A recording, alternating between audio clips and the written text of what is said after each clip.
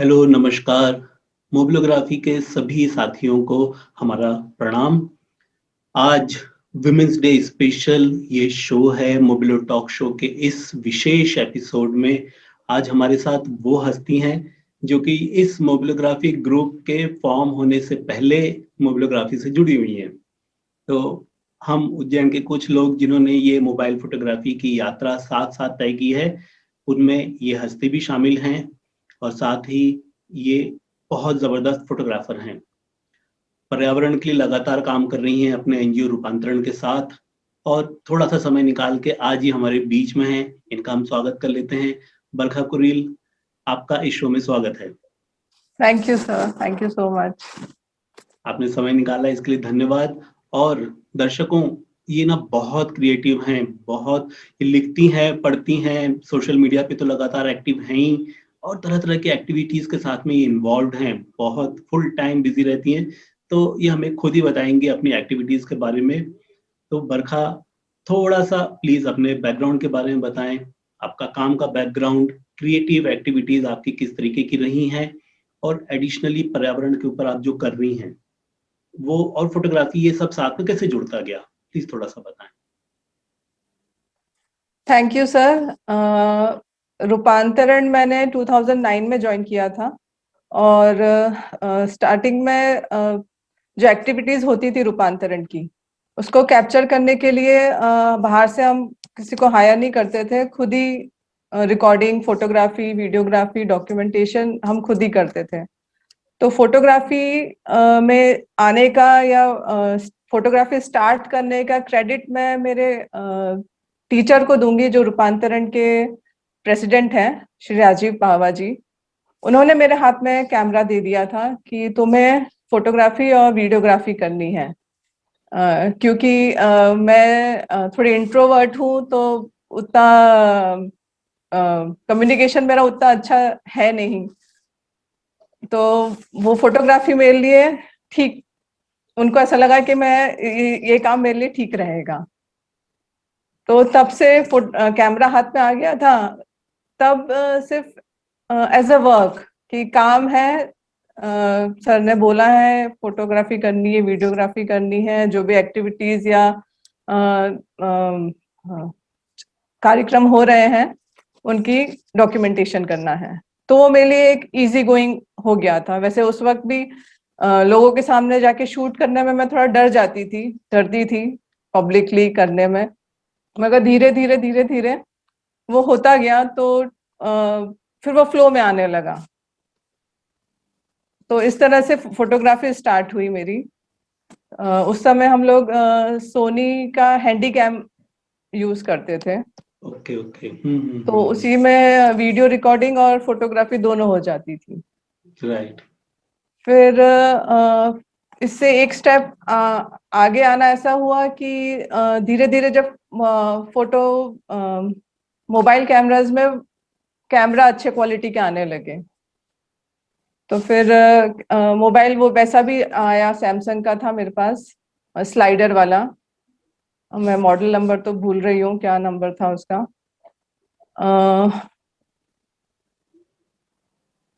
उससे मैंने कुछ फ्लावर फोटोग्राफी स्टार्ट की, और वो भी इसलिए स्टार्ट हुई क्योंकि आप उज्जैन के लोग जानते होंगे, डॉक्टर शिव कुमारी, उनसे कांटेक्ट हुआ। वो बेड पे थी, तो उनको रेकी के लिए मैं जाती थी, रेकी देने के लिए। तो उनको पेंटिंग करना रहता था, तो फिर वो बोलती थी कि कुछ फोटोज दो मुझे पेंटिंग करने के लिए, फ्लावर्स की या कुछ भी। तो उनके लिए फिर फ्लावर्स की फोटोग्राफी स्टार्ट की मैंने, कि उनको खींच के प्रिंट आउट निकाल के देते थे, और वो उसी का उन्होंने एक सीरीज बनाई थी फ्लावर्स की। फिर धीरे धीरे फ्लावर की फोटोग्राफी करते करते वो थोड़ा सा समझ में आने लगा कि कितना लेना है, कितना क्रॉप करना है, कितना डेप्थ आनी चाहिए, क्लैरिटी कितनी होनी चाहिए फोटोज में। तो 3-4 साल फिर वैसे ही चला फोटोज में। फिर उस समय सेल्फी कैमरा नहीं थे, तो फिर इन्हीं कैमरा से सेल्फी का कुछ एक्सपेरिमेंट किया था, बैक कैमरा से ही। बस सर तब से स्टार्ट हुआ, और बस रूपांतरण की फोटोग्राफी करते करते यहाँ तक आ गई। फिर 2016 में अक्षय अमेरिया सर से मिलना हुआ था, रूपांतरण की सोवेनियर डिजाइनिंग के लिए। तो उनको मैंने कुछ अपने फोटोग्राफ्स दिखाए थे जो 16 के पहले लिए हुए थे, तो उनको अच्छे लगे थे। उनने कुछ एडिटिंग भी बताई थी, ऐसे ऐसे करना। और फिर तब उनने बोला कि कंटिन्यू करो इसको, अच्छा है, अच्छा काम है। और फिर धीरे धीरे फिर 2017 में जब मोबाइल कैमरा, जो स्मार्टफोन आया, उसके बाद से फिर आप आ गए, आपसे मिलना हो गया, मोबिलोग्राफी वर्कशॉप अटेंड करी, उससे और क्लियर हुआ कंसेप्ट्स। बस तब से चल रही है। ग्रेट। और आपकी क्रिएटिव एक्टिविटीज में क्या क्या चीजें शामिल हैं? सर पेंटिंग करना अच्छा लगता है, मगर उतना नहीं कर पाती हूँ। और लिखती हूँ, थोड़ा बहुत लिखती हूँ। और पढ़ने का है, ये सब है, मगर थोड़ा उतना एकदम ज्यादा नहीं है, मिनिमलिज्म में ही है सब अभी। Okay okay okay. तो अब ये जो सारी एक्टिविटीज हैं आपकी, पर्यावरण के लिए आप लगातार काम कर रही हैं, तो थोड़ा सा दर्शकों को उस बारे में भी प्लीज बताइए।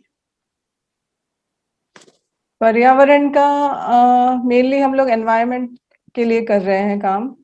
उज्जैन में शिप्रा नदी है, सबको पता ही होगा।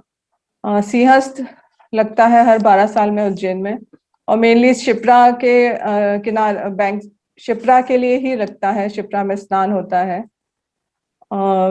2016 के सिंहस्थ में ये आया कि नर्मदा से पानी आ रहा है शिप्रा में।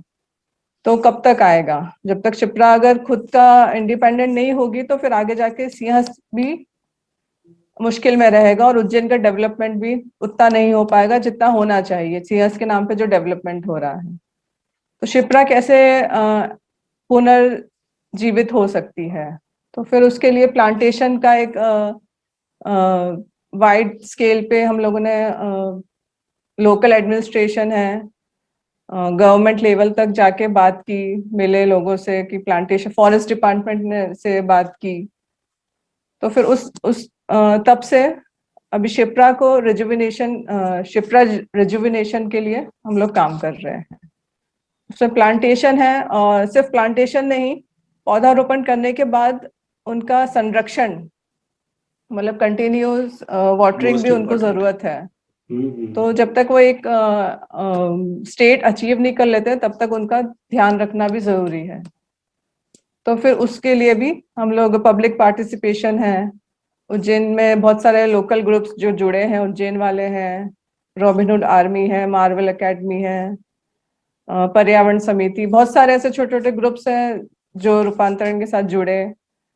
और थोड़ा एक्टिव पार्टिसिपेशन बढ़ा है पिछले 2-3 साल में।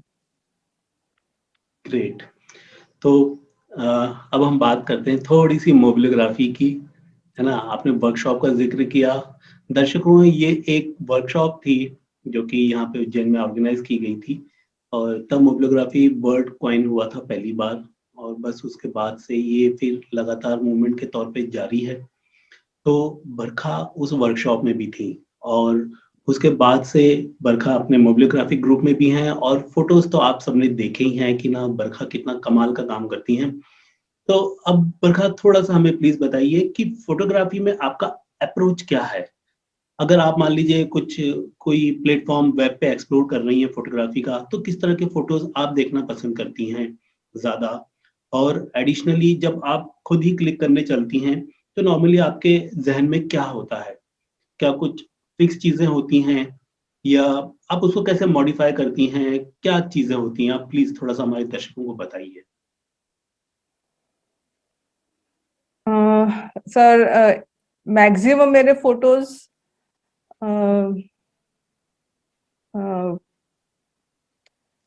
बिना सोचे लिए हुए ही होते हैं, कि कहीं जा रही हूँ और कुछ दिख गया तो वो सोचने का टाइम नहीं रहता है, बस वो दिख गया है और दिमाग में एक जैसे घंटी बजती है कि ये लेना है, तो बस फिर वो मोबाइल निकाला और गाड़ी चला रही हूँ तो गाड़ी रोक ली, अगर मैं ड्राइव कर रही हूँ तो, या किसी के साथ हूँ तो फिर तो लेना ही है। कुछ प्रॉपर ऐसा ऐसा थॉट प्रोसेस नहीं रहता है कि मुझे आज इसका फोटो लेना है या इस तरह से कुछ लेना है। रैंडम क्लिक्स ज्यादा होते हैं।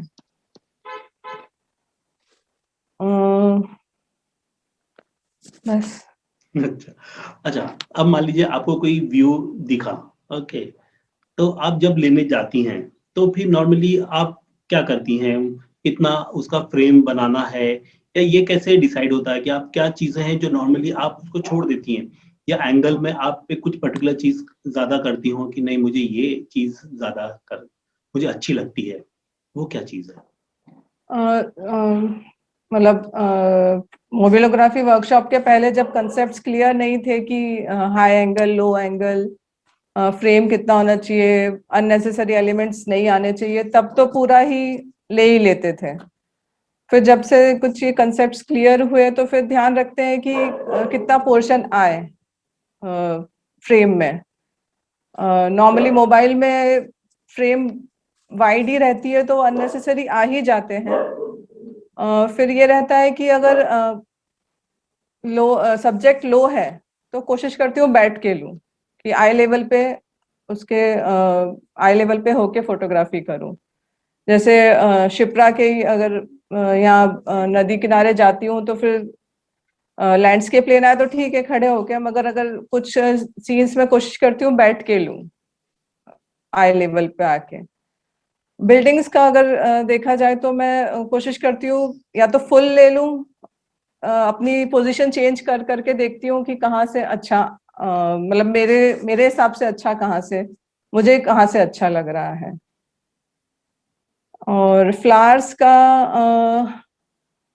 जितना एंगल हो सकता है सब ले लेती हूँ।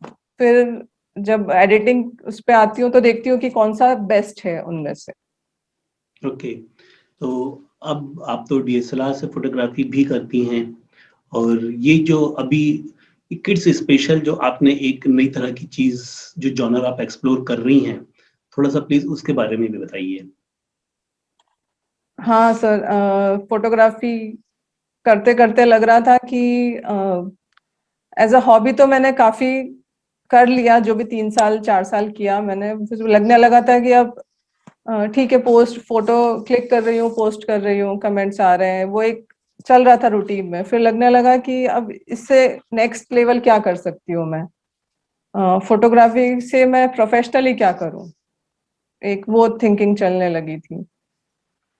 तो फिर पूछा मैंने अपने टीचर्स से जो भी बड़े हैं, तो फिर किसी ने सजेस्ट किया कि बेबी फोटोग्राफी अच्छी रहेगी तुम्हारे लिए, और वो एकदम से क्लिक हो गई।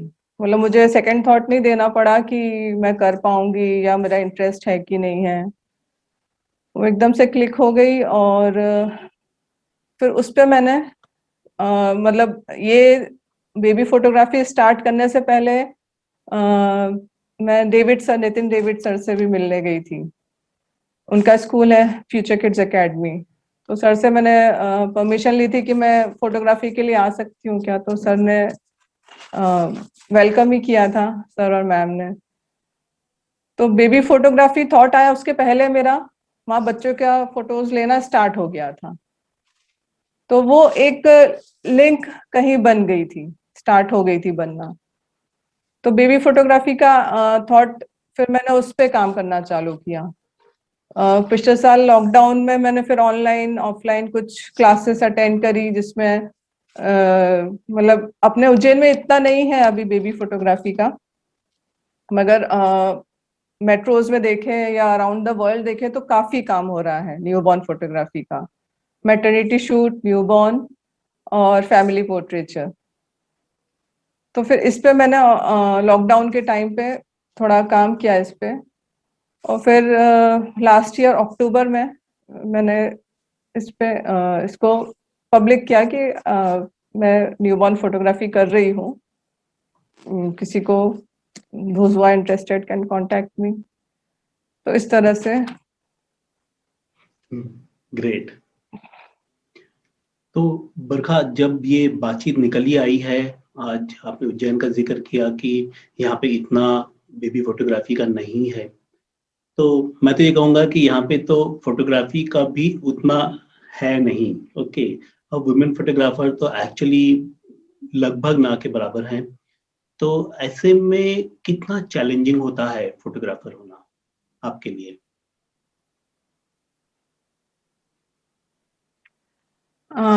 सर चैलेंजिंग, कुछ आप नया स्टार्ट करते हैं तो वो थोड़ा चैलेंजिंग हो ही जाता है। टीथिंग प्रॉब्लम्स जैसा होता ही है कुछ ना कुछ हर स्टार्टअप में। इतने क्लाइंट्स एकदम से नहीं मिलते हैं, और अपने यहाँ जैसे ट्रेडिशनल वैल्यूज कल्चर्स रहते हैं, तो एकदम से बेबी को शूट कराना, फोटो शूट कराना बेबी का, लोगों को लगता है कि जैसे नजर वाली चीज है। एकदम से बच्चों को पब्लिकली नहीं दिखाना, या उनके वैसे फोटोग्राफ्स जिसमें वो और ज्यादा अच्छे लगे, नजर नहीं लग जाए बच्चों को, वैसा थॉट प्रोसेस काफी है अभी भी वो। तो उसके उसके कारण काफी लोग रेजिस्ट करते हैं बच्चों की फोटोग्राफी नहीं कराना उसकी। और ऐसा चैलेंज अभी तो ज्यादा नहीं फेस करने में आया है मुझे। एक रहता है पेमेंट को लेकर, जो क्लाइंट फोटो शूट करने के बाद जो हम बिल देते हैं उनको, उसमें बार्गेनिंग काफी, कि इतना क्यों, इतना तो हुआ नहीं, थोड़ा कम करो। ये जो सीनियर फोटोग्राफर्स है उनने मुझे हिंट किया था कि इसमें ये होगा। तो मतलब ठीक है, क्लाइंट सेटिस्फेक्शन टॉप प्रायोरिटी है। वो खुश है काम से, फिर भले ही 150,000 रुपए कम दे, मगर they should be happy. Okay, तो चलिए अब ना हम जरा फिर से मोबिलोग्राफी की एक बार बात करें कि मोबिलोग्राफी ग्रुप में तो आपने इतने समय से आप देख रही हैं सारे फोटोग्राफर्स, कौन वो नाम है और कौन से वो फोटोग्राफ्स हैं स्पेशली जो आपको इस समय याद आ रहे हैं, जिनका जिक्र आप करना चाहेंगी विशेष तौर पे? सर एकदम से अगर याद करना चाहूँ तो सौम्या है। उसके फोटोज काफी अंदर तक, मतलब सोचने में आते थे कि ये क्या सोच के फोटोग्राफी करती है। और पारिक सर का जैसे सुनील पारिक सर, उनके फोटोग्राफ्स।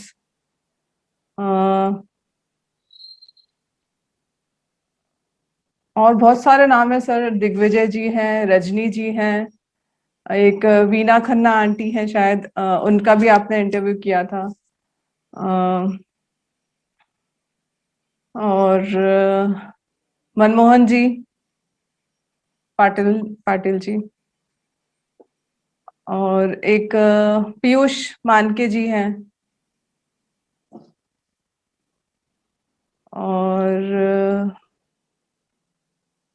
और कोई एकदम स्टनिंग कोई फोटोग्राफ याद आ रहा हो आपको एकदम कि हाँ अरे वो फोटोग्राफ बड़ा गजब का था, कुछ सर ऐसा? स्टनिंग तो नहीं कहूंगी, मगर कुछ फोटोज ऐसे थे जो मुझे एकदम से याद आता है अभी। उज्जैन का ही था, पारिक सर का फोटो। उन्हें वेदनगर वाली जो ग्रीन बिल्डिंग्स हैं उसका लिया था। तो वो फोटो देख के यकीन नहीं हुआ था कि उज्जैन का ही है, और बिल्डिंग्स इतनी अच्छी दिखती हैं। अपन सामने से जाते आते इतनी बार गई आई, कभी ध्यान नहीं गया उस पे। और वो फोटो देख के लगा था अच्छा, मतलब सर की फोटोग्राफी मतलब कुछ एक्स्ट्रा ही है, उनके लिए वे फोटोज कुछ के कुछ हो जाते हैं। Right right, agreed. तो एडिटिंग की बात निकली थी जो, तो आप ये जो क्लिकिंग के बाद जो पोस्ट क्लिकिंग उसमें आप करती हैं चीजें, तो किस लेवल तक आप उसमें एडिट करना पसंद करती हैं? सर मोबाइल के फोटोज तो मैं स्नैपसीड में ही एडिट कर लेती हूँ। मेनली ये फोकस रहता है कि सब्जेक्ट हाईलाइट हो, जो अननेसेसरी एलिमेंट है उनको हील आउट कर दूं, हाइड कर दूं। और कुछ फोटोशॉप में काम करती हूँ तो उसमें बैकग्राउंड कैसे हटाना है कोशिश करती हूँ। अगर अननेसेसरी, जैसे बेबी फोटोग्राफी में बहुत बार ये होता है कि बच्चे के नेचुरल एनवायरनमेंट में ले रहे हैं फोटो, तो घर का काफी कुछ हिस्सा आ जाता है जो शायद फोटोग्राफ में उतना अच्छा नहीं लगता है, तो फिर उसको हटाने के लिए फिर बैकग्राउंड चेंज करने का कोशिश करती हूँ। राइट। और थोड़ा बहुत काम तो आपका वीडियो में भी है, हमारे दर्शकों को थोड़ा सा उसके बारे में प्लीज बताइए। हाँ सर, मैं वीडियो एडिटिंग करती हूँ। वही जो जिसकी काम की शुरुआत, इस काम की शुरुआत भी रूपांतरण से ही हुई थी।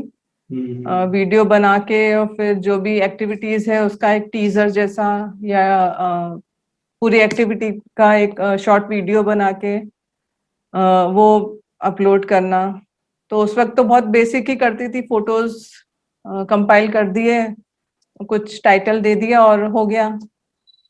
फिर धीरे धीरे पहले पिनेकल में करती थी, फिर अभी फिल्मोरा में कर रही हूँ, और मोबाइल में किने मास्टर है। तो इनके जो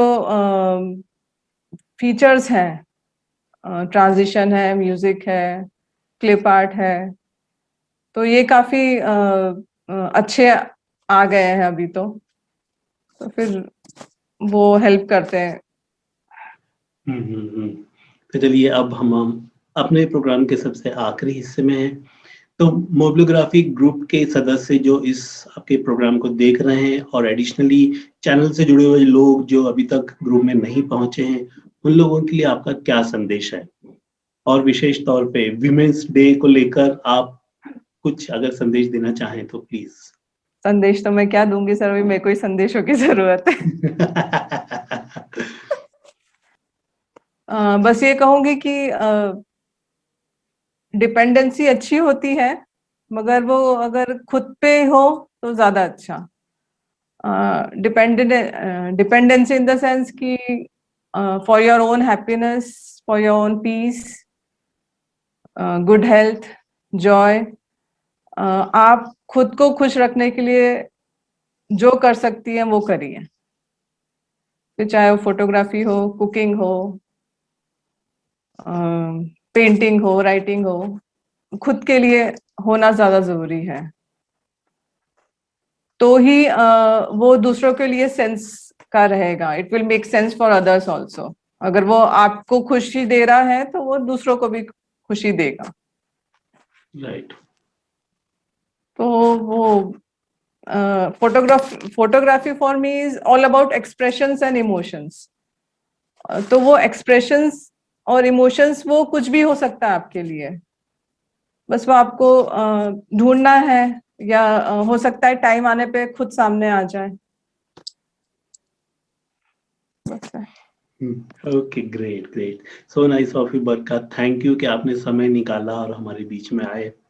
और प्लीज ऐसे ही ग्रुप के साथ बने रहिए, अच्छे अच्छे चित्र डालते रहिए, आपके फोटोज देखकर ही हमें मोटिवेशन मिलता है। Thank you, thank you. Thank you so much sir, thank you so much.